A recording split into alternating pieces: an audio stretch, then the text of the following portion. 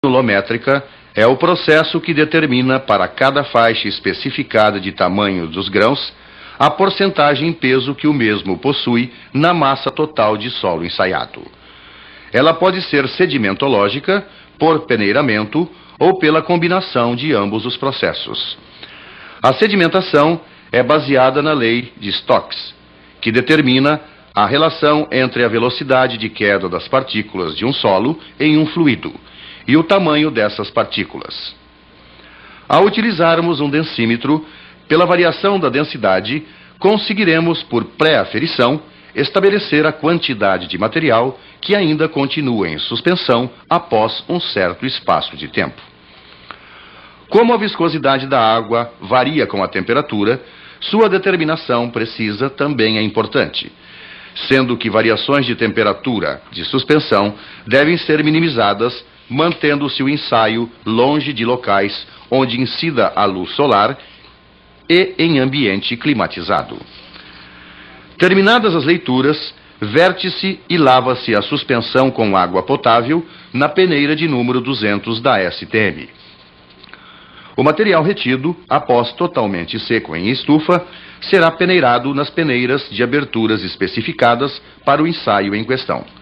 Em princípio, sugere-se as peneiras de números 20, 40, 60, 100, 140 e 200 da STM. Utilizando-se o peneirador mecânico, o processo de peneiramento será extremamente rápido. Após 10 a 15 minutos, removem-se todas as peneiras que, uma a uma, serão vertidas sobre as cápsulas aferidas para pesagem em balança analítica.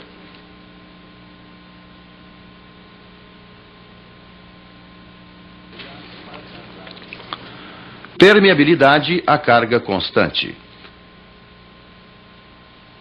A permeabilidade é um parâmetro que mede a velocidade aparente de percolação de um fluido em um meio poroso.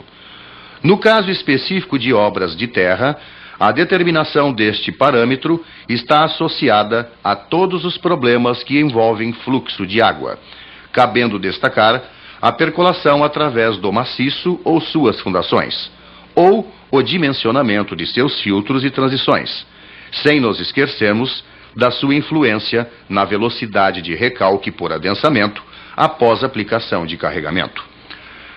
O coeficiente de permeabilidade, ou de Darcy, é definido como a velocidade média de percolação da água em um meio poroso sob condições de fluxo laminar, através de uma seção deste meio sob um gradiente de valor unitário, a temperatura de 20 graus centígrados.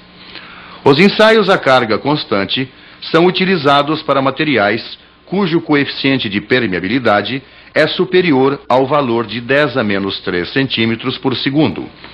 Isto se deve às dificuldades de se medirem vazões maiores quando analisarmos materiais mais permeáveis.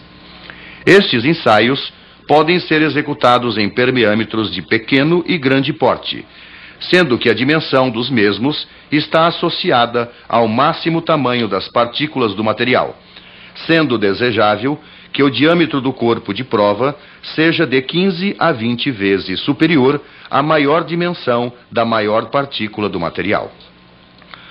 O permeâmetro que estamos focalizando foi chamado de Kapetsky, em homenagem ao engenheiro russo que o desenvolveu. Nele, mantém-se constante o nível d'água do reservatório superior e varia-se a carga piezométrica do reservatório inferior, até um valor conhecido, estabelecendo-se assim o fluxo sob um determinado gradiente. Em seguida, através do medidor de vazão, determina-se o tempo para escoamento de um volume conhecido sob 3 gradientes diferentes. Deve-se efetuar a cada determinação a medida da temperatura da água do reservatório superior.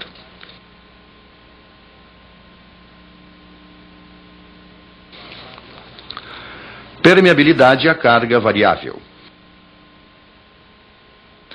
Os ensaios à carga variável são utilizados para materiais cujo coeficiente de permeabilidade é inferior ao valor de 10 a menos 3 centímetros por segundo. É interessante frisar que, devido às características do ensaio, é usual a utilização de permeâmetros de tamanho reduzido. A moldagem dos corpos de prova podem ser a partir de indeformadas ou deformadas. Nas indeformadas, ele pode ser horizontal, com percolação na direção paralela às possíveis estratificações ou planos de compactação, e vertical, com percolação perpendicular aos mesmos. A moldagem, essencialmente, é executada da mesma forma, mudando-se apenas a direção do eixo do corpo de prova em relação à amostra. Colocado o corpo de prova centrado no cilindro de contenção, lança-se o material impermeável circundante, em camadas de 2 centímetros, compactando-se este contato de forma a evitar o aparecimento de caminhos preferenciais entre as paredes do permeâmetro e a amostra. Os materiais vedantes ideais são as argilas de alta plasticidade, devendo-se tomar o cuidado para que não sejam impermeabilizadas as faces drenantes da amostra. Um anel de plástico é colocado sobre o material impermeável, que ficará em contato com a base do permeâmetro, onde já foram colocados materiais passados na peneira número 4 e retidos na peneira número 10, ambas da ASTM. Da mesma forma, após a inversão do cilindro, será inserido na outra face um anel de borracha, colocando em destaque a face drenante superior ao corpo de prova. Colocando o conjunto na base do permeâmetro, o espaço de 4 a 5 centímetros que existe entre a amostra e a borda será preenchido com material passado na peneira de meia polegada e retido na peneira de 3/8 de polegadas, ambas da STM. Após a montagem completa do permeâmetro, procede-se à saturação da amostra no sentido da base para o topo, para facilitar a saída do ar. A saturação será satisfatória quando houver surgência de água no topo e a percolação se processar sem a presença de bolhas de ar. Como esta saturação é importante na obtenção de resultados confiáveis, em amostras onde pairem dúvidas sobre a sua eficácia, deverão ser executados ensaios na aparelhagem triaxial, onde o controle da saturação é mais eficiente. O ensaio propriamente dito será executado invertendo-se o sentido da percolação do topo para a base, efetuando-se leituras de carga e vazão com o tempo e da temperatura da água deaerada que é utilizada, pois mesmo pequenas quantidades de ar dissolvido reduzem a permeabilidade. As determinações são feitas até a estabilização da permeabilidade.